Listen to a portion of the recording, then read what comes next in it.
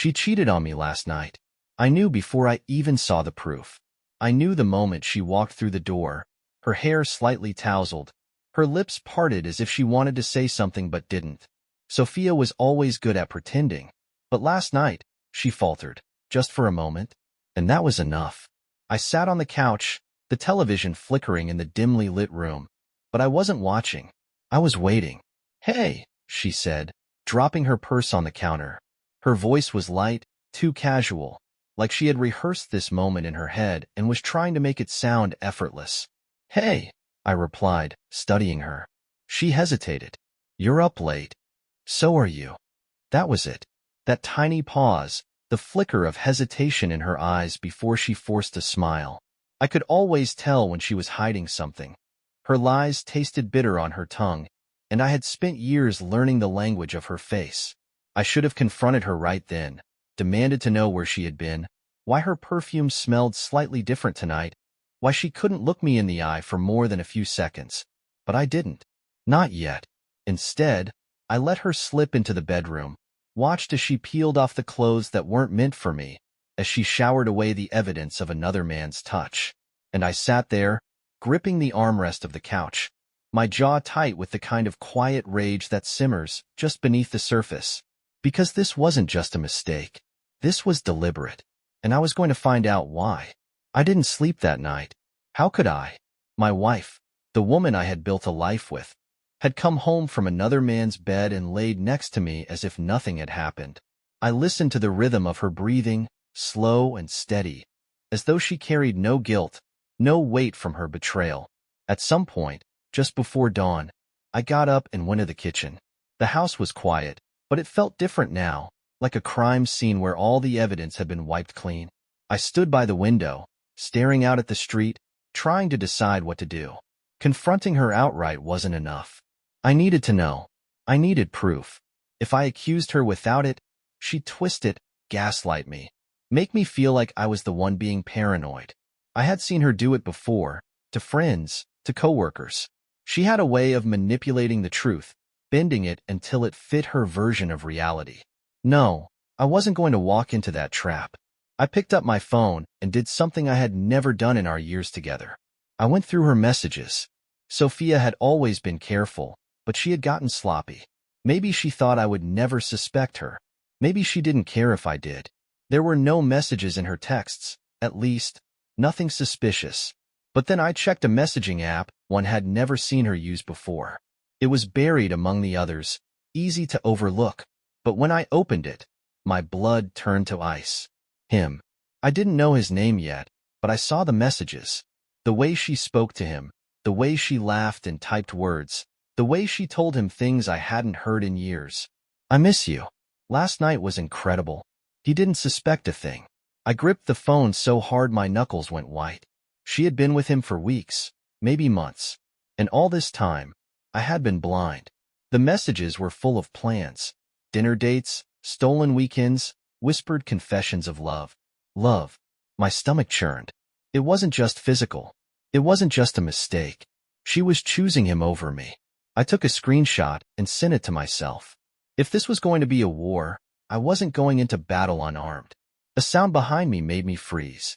I turned, and there she was, standing in the doorway, wrapped in one of my shirts, her hair messy from sleep. "Couldn't sleep?" she asked, rubbing her eyes. "Yeah," I said, setting my phone down, making sure the screen was off. "Just thinking." She smiled, walked over, and pressed a kiss to my cheek like nothing had changed. "Come back to bed," she murmured. And I did. Not because I wanted to, but because I needed her to keep believing she had fooled me. Because now, I was watching her just as closely as she had been watching me, and I was going to catch her in the act. For the next few days, I played my part. I kissed her goodbye in the mornings, asked her how her day was, even laughed at her jokes over dinner. I became the husband she thought she had fooled. But inside, I was unraveling. Every touch, every smile she gave me felt like an insult, a mockery of the love I had once believed in. I couldn't stop thinking about those messages, about the way she had told him she missed him while I was in the same house, the way she had written that I suspected nothing. She thought she was untouchable. I was going to change that. I started by following her. It was easier than I expected. Sophia had always been a creature of habit. Morning yoga, coffee with friends, work, then home. Or at least, that's what she had led me to believe. I took a day off from work and told her I had meetings all day. Instead, I waited. At 11:45 a.m., she left the house in her usual outfit, leggings, running shoes, a hoodie pulled over her blonde hair. The perfect image of a devoted wife heading to a workout. Except she never went to the gym. I followed at a safe distance, my hands tight on the steering wheel as I watched her drive right past her usual yoga studio. She didn't even hesitate. No turn signals, no last-minute detours. She had done this before. Many times. She drove across town to a hotel. Not a bar. Not a restaurant. A hotel. My stomach clenched. This wasn't a flirtation. It wasn't stolen kisses in dark corners. It was a full-blown affair. She parked in the lot, checked her reflection in the mirror, and stepped out of the car. I gripped the camera I had brought with me, my hands shaking as I snapped photos. Proof. Undeniable proof. Then, the moment that shattered the last bit of my delusions, he arrived. A man, tall and confident, with dark hair slicked back, pulled up in a sleek black car. He got out, grinning as he strode toward her. And she ran to him. Not walked. Not hesitated. Ran. She threw her arms around his neck, laughing as he lifted her off the ground. I could see her face clearly, the happiness there. The kind of happiness I hadn't seen from her in years. She kissed him. Not the kind of kiss a woman gives when she's guilty, when she's holding back. No. She kissed him like she belonged to him. Like she had forgotten I existed. They disappeared into the hotel. I sat in my car for what felt like an eternity, gripping the steering wheel so tightly my fingers went numb. I had come here to catch her, to get proof. But nothing could have prepared me for what it felt like to watch my wife fall in love with someone else. I could leave now. Walk away. Take the photos and go straight to a lawyer. But something inside me, something dark, something I didn't recognize, told me I wasn't done yet. I didn't just want revenge. I wanted her to know what she had done. I wanted her to feel what it was like to have the ground ripped out from beneath her. And for that, I needed to be patient. So I waited. I sat in my car outside the hotel for an hour, my mind drowning in a sickening mix of rage and heartbreak. Every second that passed made the betrayal more real, more unbearable. I imagined them upstairs, what they were doing, how she laughed for him, how she touched him. I gripped my phone so tightly I thought it might crack. I had the photos. I had the proof. I could end this right now, but not yet. She had taken her time betraying me. I would take my time making sure she felt it. When she finally emerged, she looked different, lighter, glowing. The same way she used to look after our dates, when we were still in love, before she had started giving her smiles to another man. The bastard walked out with her, his hand casually resting on her lower back, completely unaware that I was sitting less than 50 feet away, watching, studying him. I needed to know who he was. I took out my phone and snapped another photo of them together. Then I followed him. Sophia drove home, but he headed in the opposite direction, toward the city. I stayed far behind, letting traffic work in my favor. He drove like someone who had nothing to hide, fast but not reckless, confident in his place in the world. Eventually, he pulled into a gated building, a luxury high-rise with floor-to-ceiling windows and a concierge waiting by the entrance. Not just a hotel hookup then. He lived here. That told me something important. He wasn't some fling. He was established, comfortable. He had money. And that meant Sophia wasn't just cheating on me. She was trading up. The realization made my stomach turn. I parked across the street and did a quick search. It didn't take long. Wealthy men like him always left a trail. His name was Daniel Mercer, owner of a real estate firm. Mid-30s. Divorced. No kids. Plenty of money. I scrolled through his company's website and found his photo. The same smug bastard I had watched kiss my wife. The rage inside me burned hotter. I wanted to march up to his penthouse, pound on the door, and tell him exactly who I was. Tell him what it felt like to watch him take what wasn't his. But no, that wasn't good enough. If I confronted him now, Sophia would just run to him. He had money, security, things I had spent years building with her, only for him to swoop in and take it. If I lost control, if I let my anger guide me, I would lose everything. No, I needed something smarter. And that's when the idea hit me. I wasn't going to yell. I wasn't going to fight him. I was going to befriend him. That night, I lay next to Sophia, my body rigid as she slept peacefully beside me. She had no idea what I had seen today. No idea that I knew his name, his job, where he lived. I had never felt so distant from her. The woman I had once promised my life to was now a stranger. I turned my head slightly, watching her chest rise and fall with each breath. Did she love him? Had she ever loved me? The questions cut like knives, but I buried the pain. There was no room for it now. I had work to do. And when I was done, Sophia would regret every single choice that led her to him. I spent the next week learning everything I could about Daniel Mercer. He wasn't just some rich businessman. He was well-connected, respected, the kind of guy people wanted to be around. A self-made success story, according to the articles I found online. He had built his real estate empire from the ground up, turned failing properties into luxury residences, and made a name for himself as one of the city's top developers. He wasn't just wealthy. He was powerful. And Sophia had chosen him. The thought made my stomach turn, but I pushed past it. I had a plan, and that plan required patience. I wasn't going to lash out. I was going to infiltrate. It started small. I, coincidentally, ran into him at one of the high-end coffee shops near his office. I knew from his social media that he came here often. Always ordered an Americano, no sugar. So I waited. When he arrived, dressed in his tailored suit and expensive watch, I made my move. Daniel Mercer, right? I said, stepping up beside him as he placed his order. He turned, looking at me with mild curiosity. Yeah, do we know each other? I smiled, extending my hand. No, but I know your work. I'm actually in the market for an investment property, and I've been following your developments. Figured it was fate running into you like this. It was a bold move, but men like him responded to confidence. His expression shifted from curiosity to interest. Is that so? Yeah. I've been looking at some properties in the city, but I'd rather get insight from someone who actually knows the market. I could see the wheels turning in his head. A potential client. A business connection. Someone worth his time. He smiled, shaking my hand. Well, I can definitely help with that. I let him think it was his idea to invite me for coffee. We sat down, and I let him talk about his work, his vision for the city, the deals he was closing. I played the role of an eager investor, asking the right questions, nodding at the right moments. But what I was really doing, I was studying him. The way he spoke, the way he carried himself, his habits, his weaknesses, the little cracks in his armor. And I was learning something important. Daniel Mercer wasn't as untouchable as he seemed.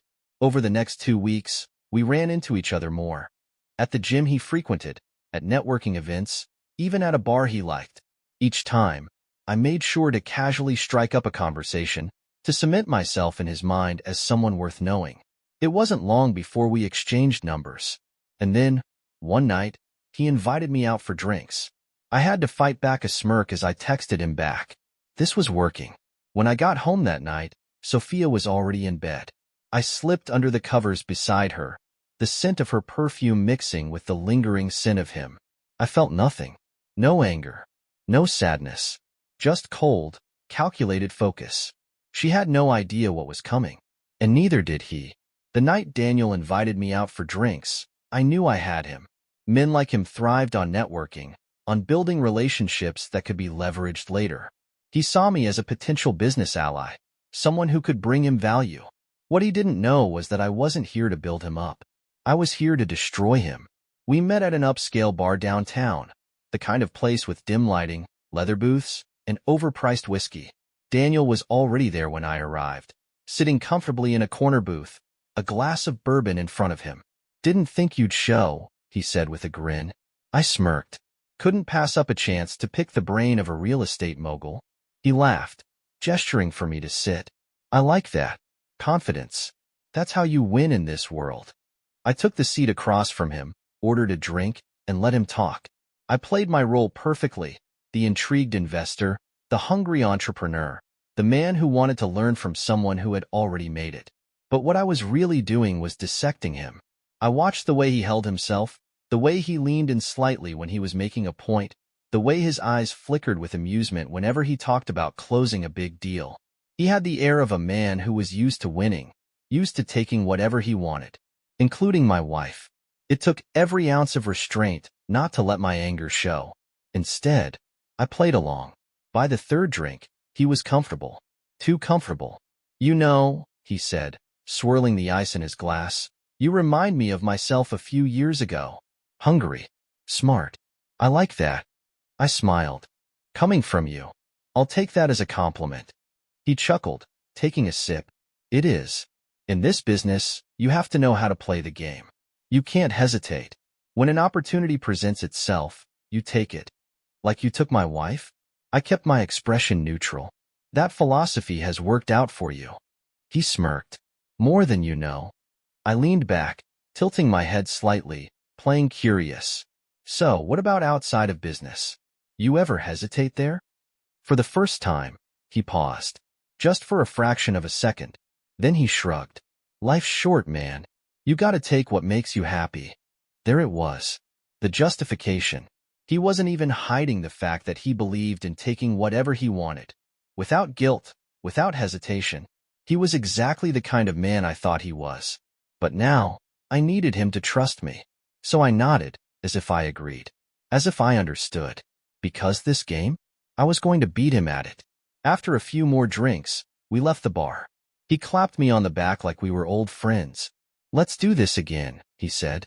I smirked. "Count on it." As I walked away, my mind was already spinning with the next step of my plan. I wasn't just going to expose the affair. I was going to make sure when everything fell apart, Daniel Mercer lost more than I ever did. That night, I slipped into bed beside Sophia, my heart pounding. Not with love, not with pain, but with anticipation.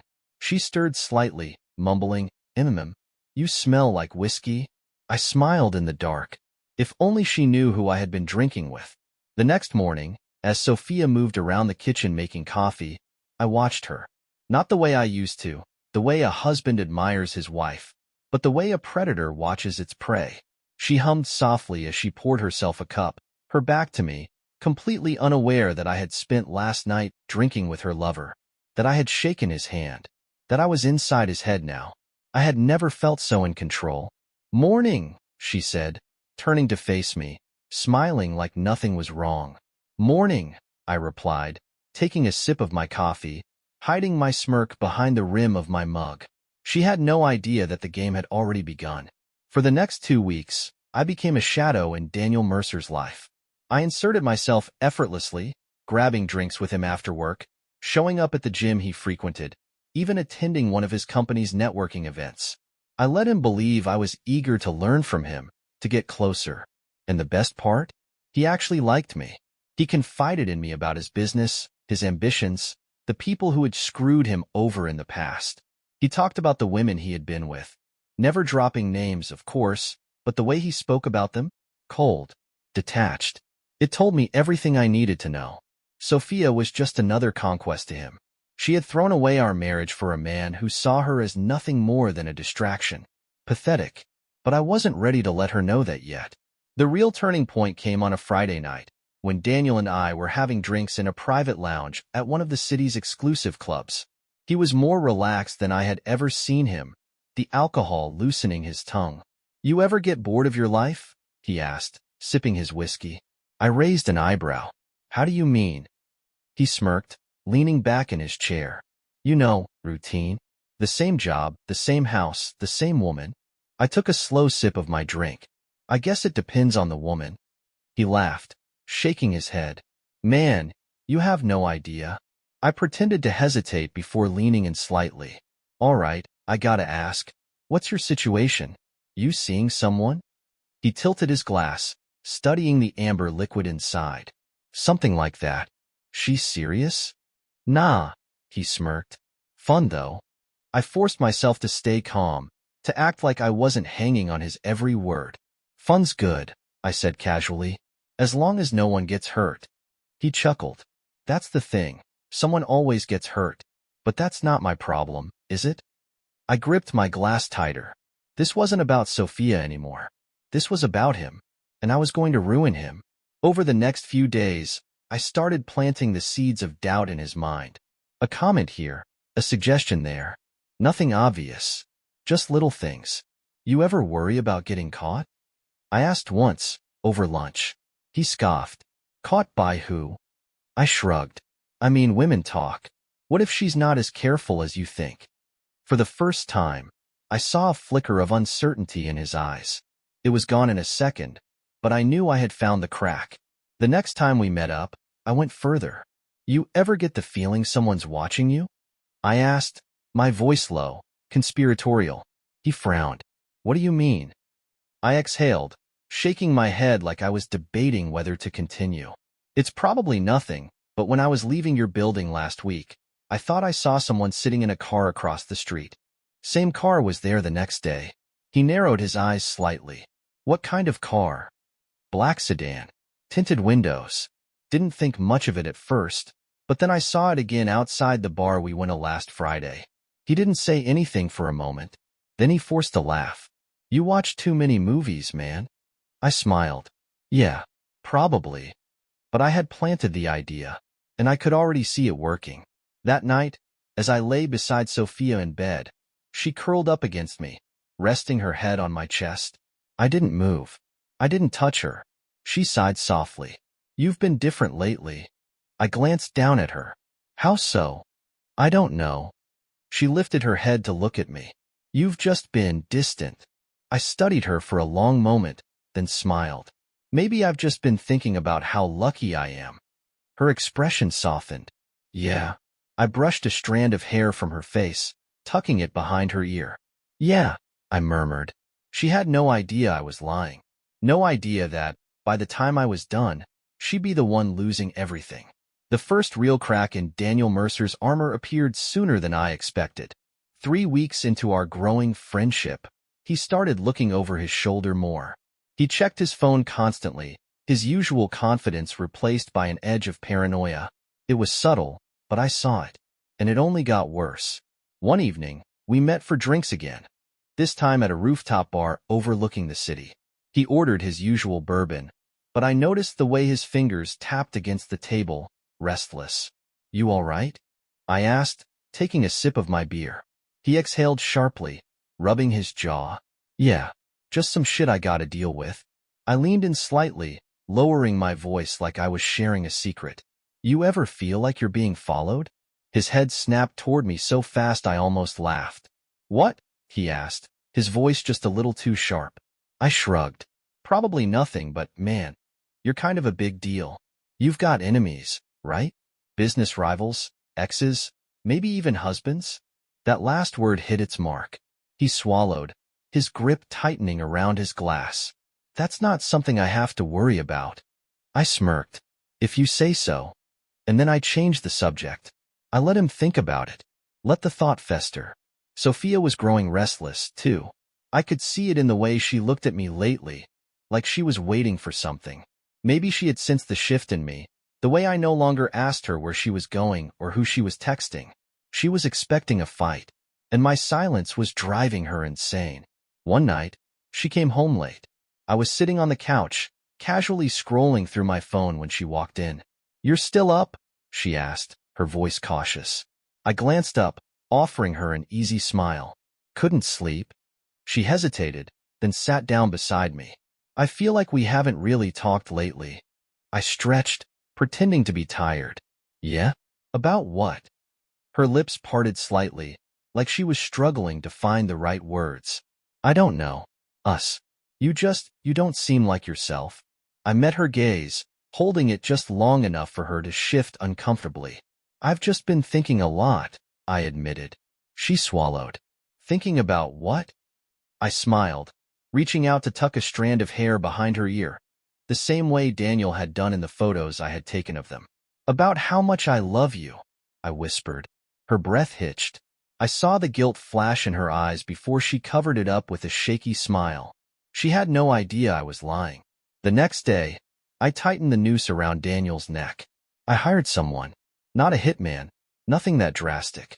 Just a guy who knew how to scare people. His job was simple. Follow Daniel. Watch him. Let him notice. And then, disappear. Just enough to make him question everything. It worked. That same week, Daniel canceled our usual drinks.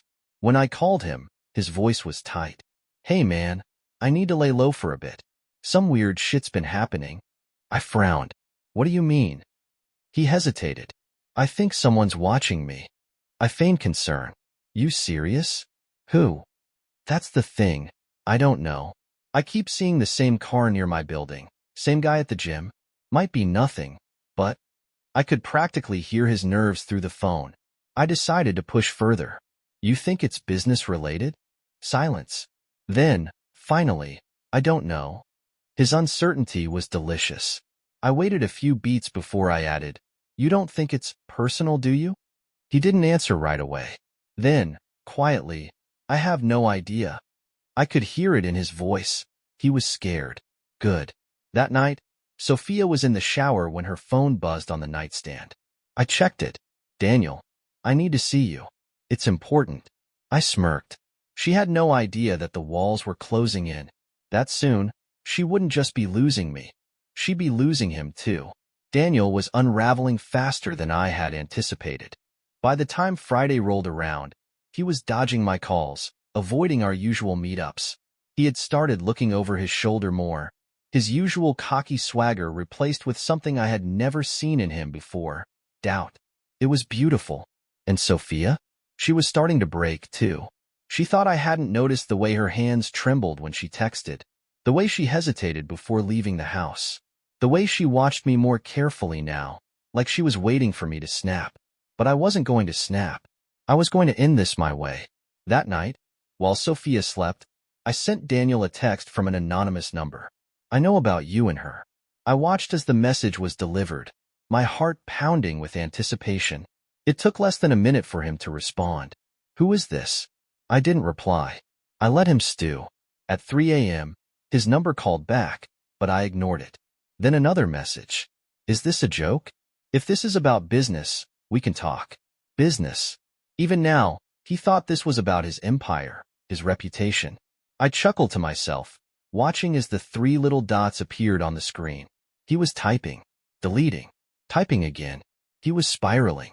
By morning, he would know what it felt like to have his world pulled apart. The next day, Sophia was jittery.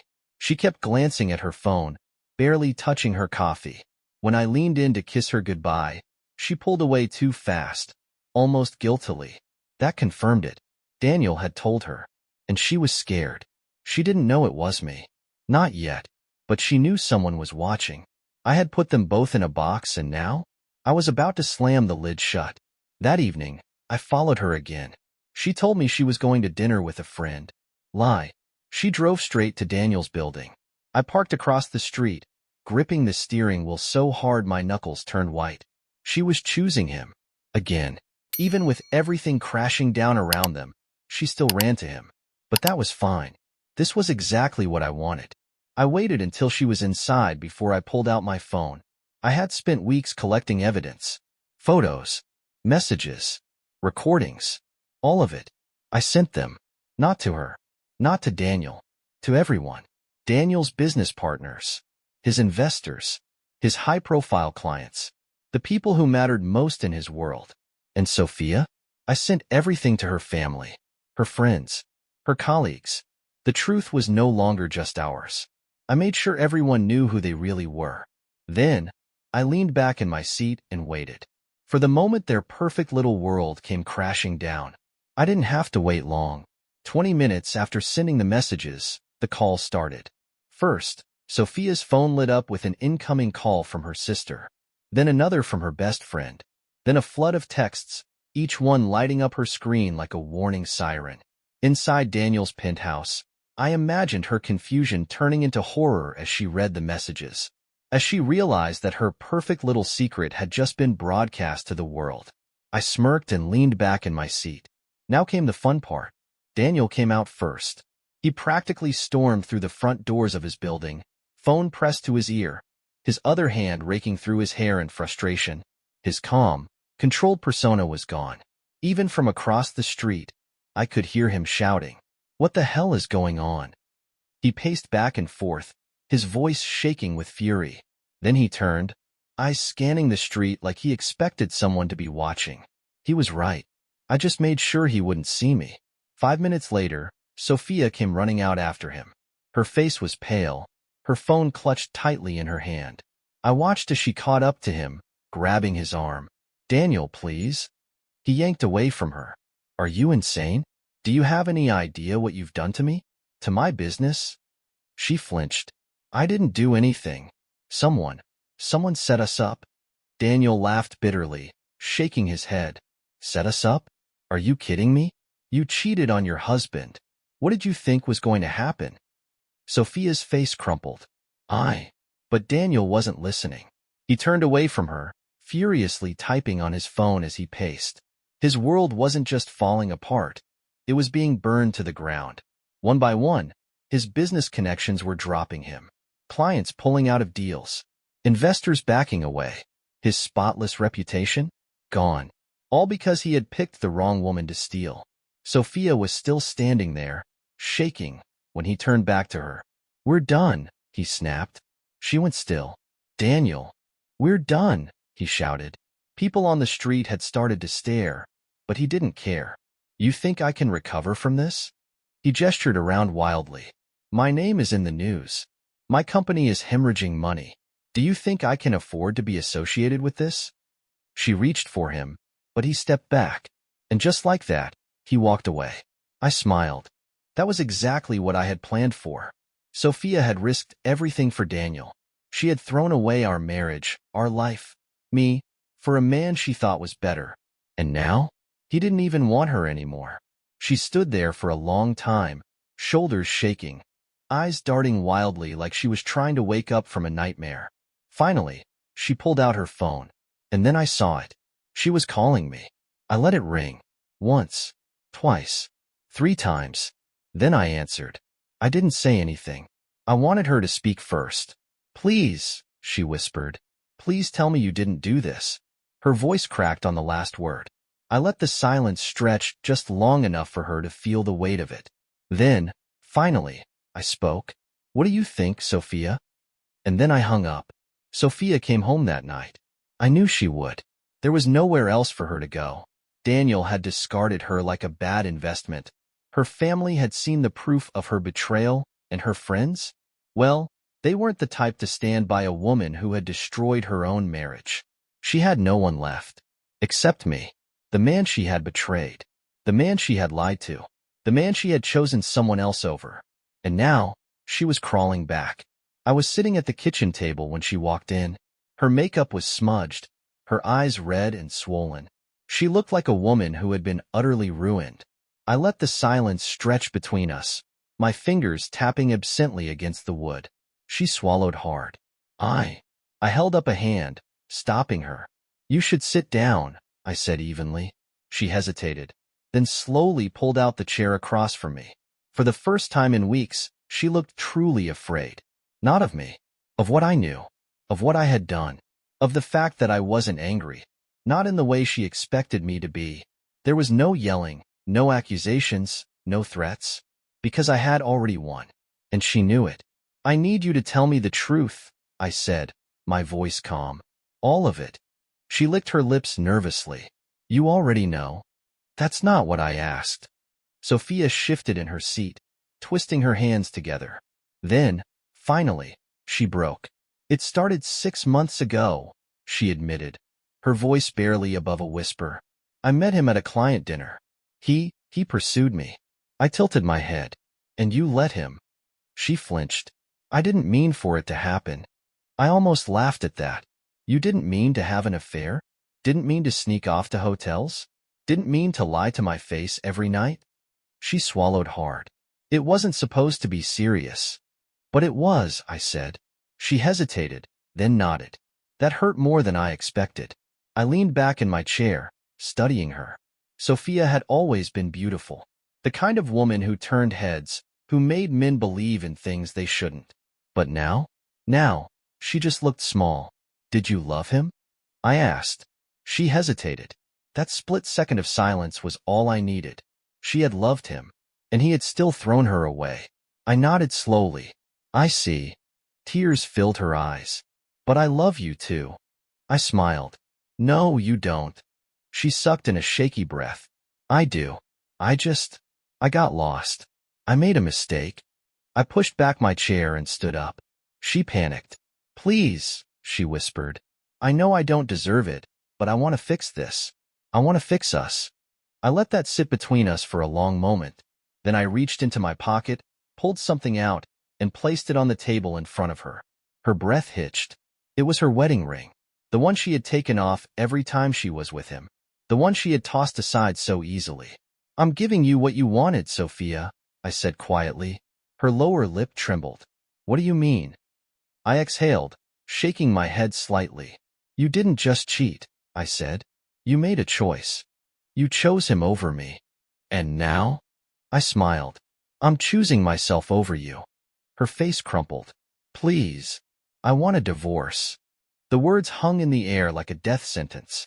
She shook her head rapidly, reaching for my hand. But I pulled away. I don't love you anymore, I said simply. She let out a broken sob, but I didn't stay to watch. I turned and walked out of the house. I didn't slam the door. I didn't say anything else, because I was finally free. The divorce was finalized in 6 months. Sophia fought it at first. She begged, pleaded, promised she would change. But I had already made my decision. She had spent so much time chasing after Daniel, believing he was the better choice. But when he abandoned her, when he threw her away the moment things got difficult, she came crawling back to me, expecting that I would still be there. But I wasn't. The man she had cheated on, the man who had once loved her more than anything, no longer existed. She lost everything. Her family barely spoke to her. The friends who had once admired her for her perfect marriage saw her for what she really was. The whispers followed her everywhere. Daniel was no better off. His investors abandoned him. His clients pulled out of deals. His reputation in the business world was ruined. He tried to recover, but scandals like his didn't just fade away. And me? I walked away from it all. With every legal document signed, with every piece of my old life erased, I felt lighter. I traveled. I rebuilt. I rediscovered who I was before Sophia had ever entered my life. I thrived. A year later, I saw her again. It was purely by accident. I was in a cafe downtown, reading through emails, when I heard someone say my name. I looked up. It was her. Sophia. She looked different. Not bad. Not broken. Just smaller. Like she had finally realized what she had lost. I put my coffee down. Sophia. She hesitated, shifting from foot to foot. I didn't know if I should say hello. I shrugged. And yet, here we are. She let out a small, nervous laugh. You look good. I smirked. I know. Her smile faltered, just slightly. She pulled out the chair across from me. Can I sit? I didn't stop her. For a few moments, we just sat there, the hum of the cafe filling the silence between us. Then, softly, she said, I miss you. I exhaled slowly, tilting my head. What part of me do you miss, exactly? She swallowed hard. All of it. I studied her, watching the way her fingers trembled slightly, the way she avoided my gaze. I think about everything that happened, she admitted. And I don't know how I let it get so bad. I don't know why I did it. I nodded. I do. She blinked. You do?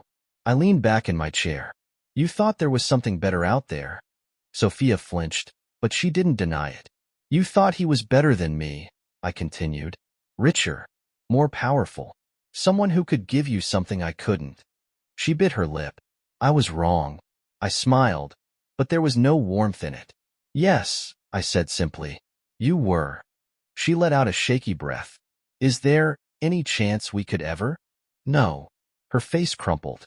I wasn't cruel about it. I didn't need to be, because I had already won. I stood up, tossing a few bills on the table for my coffee. She looked up at me, eyes glistening. I hope you find what you're looking for, Sophia, I said. And then I walked away. This time, for good. The end. If you like this story, please like and subscribe to the channel.